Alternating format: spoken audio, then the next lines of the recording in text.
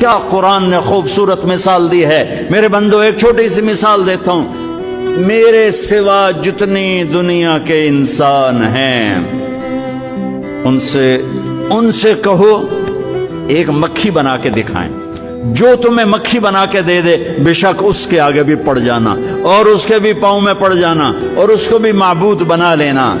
और अगर सारी कायनात के इंसान, अंबिया, शुहदा, औलिया, सिद्दीकीन, वाइज़ीन, नासिहीन, साइंसदान एक मक्खी तो क्या मक्खी का पर नहीं बना सकते, तो फिर मुझे छोड़ के क्यों भागते हो।